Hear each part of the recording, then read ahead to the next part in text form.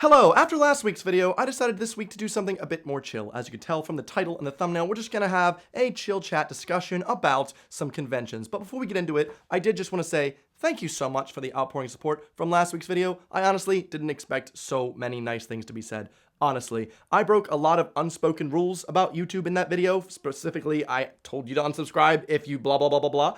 And that's it. Obviously, you don't want to do that. You also don't want to voice an opinion that's slightly controversial, because the more you do that, the more you alienate people and then make people unsubscribe because they're like, whoa, he's not exactly like me. I'm not going to like that. But honestly, thank you so much for allowing me to just speak my mind, to be myself, and you accept me for that. That is so lovely to find out. And it's just nice to know that, like, when I started making YouTube videos, one of the main things I did was express my opinion.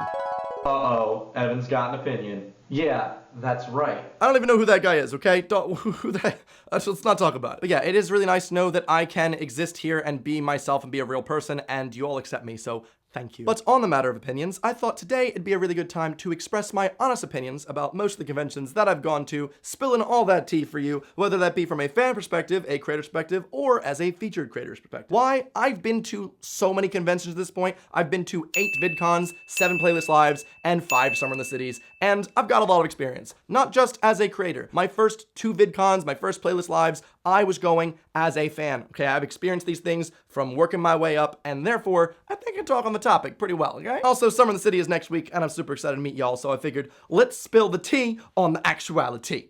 Let's jump into it. That's right, we're jumping into it, okay? I love you, Phil. First convention, VidCon. Have you heard of it? I'm assuming you have if you live in the YouTube space like I do. VidCon is a convention that takes place in LA, or rather Anaheim. It can fit 1,000 people, though 5,000 people end up going and getting sunburned.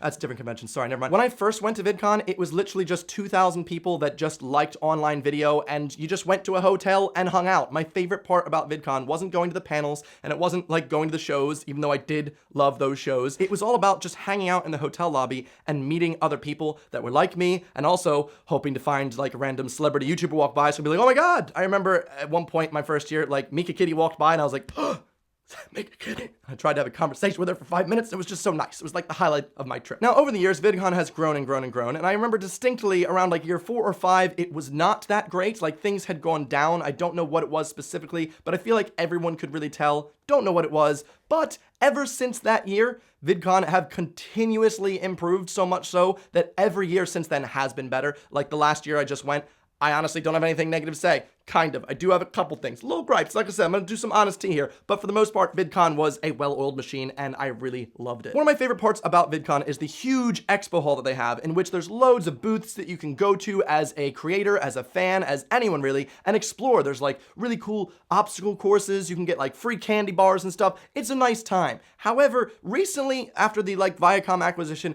it feels so much as an IP push of their products that it just doesn't feel as genuine to me. Like, what does Dancing with the Stars have anything to do with online video? VidCon is the celebration of online video. Dancing with the Stars? The Nickelodeon one? I mean, I get it. They're owned by Viacom. They're trying to push that, but that did make me go, that's not YouTube related or Musical.ly, whatever people are using these days. But that really hasn't affected the panels or anything. There are still really, really good panels. If you're a small creator or a large creator and want to learn from other people, it's really useful to go to those and learn from other creators. It's great. One thing that VidCon implemented last year that I don't think they implemented this year, which I really wish they had because it was my favorite part, was a creator roundtable in which you're matched up with 10 random creators and you sit around and just talk shop. You talk about anything you have questions about. They're brought up, there's a moderator, and it was so good. I learned so much just talking to random people about their problems and my problems, and it was like, wow, whether it be about like video editing or about how to deal with certain problems online, it was so useful. The only way I think it'd be more useful is if they had recorded them and then allowed people to learn from them as well, because it was in a closed off room. I think it was put on by the Internet Creators Guild. It was a great idea. If anyone from VidCon is watching this, please bring it back. It was great. Definitely one of my highlights of last year. So yeah, VidCon 10 out of 10, really enjoyed it. Moving on to the second one, Playlist Live. Playlist Live has gone through so much growth since the first one I went to. I remember the first one I went to, I literally didn't know anyone. No one I knew had gone to this convention. Everyone went to VidCon, and I was just there alone. And at this point, there wasn't anything to do for fans or for small creators. At the end of the night, it's just featured creator party. Everyone else finds something else to do. And so it was really sad. And I literally just stood at a table and just watched people going to the party and going, oh, is that Jimmy Wong? That's cool. oh man, it's cool, man. And I just sat there looking depressed. However, I did know one person whose videos I really loved. His name was Dan Doby. He came out of the party, saw me, and went, what are you doing here? And I went, I'm not allowed in there. And he put a drink in my hand and went, just hold this and walk on through with me. You're coming in. And it was one of the most wholesome experiences I've ever had. I've done that so many times at this point to multiple parties where I see people I know, I'm like, why aren't you invited? No, you're coming in. You're coming with me. And I've tried to carry on that tradition. I do feel like Playlist doesn't have quite as much to do if you are a standard size creator as opposed to the fans. Like the fans, they get meet and greets, they get a lot of these shows, whereas the mid-size, you get the panels and stuff, but there isn't as much differentiation. Playlist Live does know how to throw a party though. The parties are really good. Music's a bit weird, but the parties are phenomenal. Each one sponsored by a different company, and they're great. That sounds like I'm talking about the 1% here, okay? Swirling my wine glass as we talk about the featured creator parties that take us to Universal Islands of Adventure sometimes. It's phenomenal. But here's some honest gripes about Playlist Live. Have you been to a meet and greet at Playlist Live? I'm sure you'll have the same issue I do. They kind of combine too many creators into one grouping. So this last year, I was with Dodie, Connie, Doug A., Tom Burns, my good friend Che, we got Jack, Jamie Joe. There was probably more people I'm honestly forgetting. And there was so many people that when you went to the meet and greet, you might not have known half of them. You might not have known me. You could have just known Dodie. That's a likelihood, to be honest. And guess what? That's not going to make a lot of people feel very loved in that meet and greet room. And that's kind of what happens. Now, I honestly talked to people from Playlist Live. They're going to be sorting that by next year, so I have full faith in them that that's going to happen. It's not going to be an issue. However, one big thing that both VidCon and Playlist Live do that I do not like, and if anyone's watching, this is such a small thing that would mean the world. I really hope they implement it. Lighting! Get some good lighting in those meet and greet rooms, man. You'd think that a convention that's put apart by online video and like you go to a section specifically for photography would have good lighting, but you'd be wrong. Both VidCon, it makes you look like you're in some dingy like expo hall, and Playlist Live, it's just like, yikes, it looks like we're in a horror film or something. I do not understand why good lighting is not invested in. Please do this. It would just mean the world to me, and probably every fan that just wants a nice quality photo. I know that my boy Tommy Sanders brings his own lighting to conventions because he's just an organized little bean, and I'm very jealous because his selfies always turn out on fleek. So please, for the next year, bring lighting. I'd love it. Also, I would like to note that both VidCon and Playlist have such good security compared to previous years. Like every year, it just gets so much nicer and more secure feeling. I remember like VidCon like 5 years ago in which you couldn't get into an elevator without loads of people just riding up and down, screaming, looking for someone, and it was just really uncomfortable. Nowadays, it's great. I don't know how to do it, but keep it up. And lastly, I'm coming for you, Tommy boy. It's summer in the city. What are all my honest gripes? Summer in the city is London's pride and joy. I've been to the least amount of these because I moved to the UK a bit too late to go to all of them. Sorry.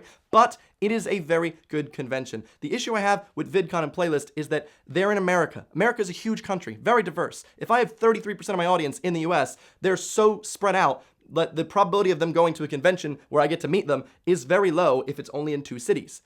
Fast forward to summer in the city. The UK, you know, it's not that big, and the public transport is pretty on fleek, so if you want to visit me in London, it's not that bad to do. Everyone does it, and so a lot more people know who I am at Summer in the City, and it's really great. So I have to spend a lot more time out there because there's so many more people to meet. Now, Summer in the City does try and position themselves as very similar to VidCon and Playlist, but they do try and say they have a bit more of a community feel to it. And I think I've been able to pin down why. They may try and pull some American creators over or whatever, but for the most part, it's still a British convention that is the celebration of British online video. And that's what I like so much about it. It isn't just about who's the best of the best all around the world or whatever. It is about Britain. And I like that it is a good way for my, as this is a biased thing, I like that it's like a big convention for my friends. Like, oh, Dodie gets a huge show at the end of the night. That's cool. A lot of my friends also get huge stage time because, you know, they're big in the UK, whereas in the US, it'd just be, you know, like dabbing on the haters and stuff. And I just really like that idea that it's a lot of people I know that get to be celebrated. So yeah, like I said, that's a bit of a bias there. Stop coming down here. Now, in terms of how Summer in the City treats its creators compared to the other two,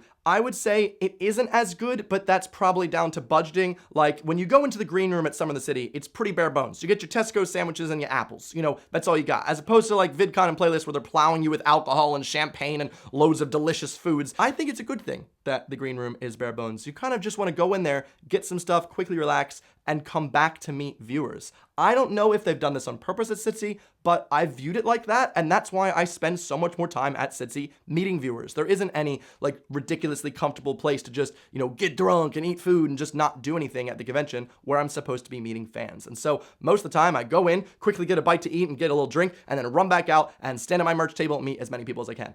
I love it. So, like I said, if you're watching this being like, oh, he's going to be angry. No, like I said, it's a good thing. One thing I do really like about Sitsi, though, is that I feel like the panels are a bit more on the pulse. I remember last year when they made the YouTube Honesty Hour panel that had come out right after the hashtag had been trending, and I went, that was such a good idea, whoever came up with that, and it was just a chance for people to be honest about their gripes about YouTube and spill the tea in a bit of a positive environment where we all constructively talk about it. It was a good idea. So, like I said, it does help when you have a bit more of a community behind it as opposed to a corporation. But then another gripe that I have, and that's just because I think I've been spoiled from Playlist Live and VidCon, is there is no hotel culture at Sitsi. At VidCon, everyone stays at the same hotel. At Playlist, you all stay in the same hotel, and at the end of the night, you'll be walking down the hallway, and there'll be like a party in this room, a party in this room, and then you've got a party in your room, there's people coming over, different cliques hanging out. It's so nice. I love that. You get to hang out with everyone at night. At Sitsi, everyone lives in London for the most part. You got a couple up north, but most YouTubers are living in London, so they don't really give anyone a hotel. It's probably down to budgeting, and so I live in West London, okay? It's very far. For me, I don't even care if I get to invoice my cab or my tax. I'm not gonna invoice the tube, for instance. I mean, it's underground. It's just, it's an hour of my life both ways, because I live so far away, and also, I just want to hang out with friends more. I want to be able to just hang out in that hotel. I wish that was a thing. Some creators get the ability, I think, if they're international, but hey, Sitsi, I'm American, all right? I'm international. Does that count, please? At the end of the day, though, I am really thankful that I get to go to these conventions and meet so many of you. Despite last week's video, you might be thinking, Evan's never meeting people again. Absolutely not. Like I said, I was so charged with happiness that so many of you came out in droves to support what I was saying in last week's video. I'm just so excited to meet y'all again. Maybe I'll comment on your shoes. Who knows? Maybe I'll sign a poster on your face. Start a thread, I don't know. But if you want to know what I'm doing at Sitsi next week, so hopefully we can hang out, here's my schedule up on the screen. Boop! That was a sound effect, right? And if you've ever been to one of these conventions and you agree with me, or maybe there's something I've left out, some gripe you'd like fixed, please tell me in the comments below. Hopefully people from these conventions watch, and we can all make our conventions better. It'd be great. But yeah, other than that, hopefully I get to meet you at a convention. Otherwise, if you can't meet me there, meet me every Sunday on this YouTube channel, because I make new videos every Sunday. Be sure to subscribe or click that bell to be notified when the new videos come up. Thank you so much for watching. I hope you have a great rest of your week. I'll see you next time. Goodbye.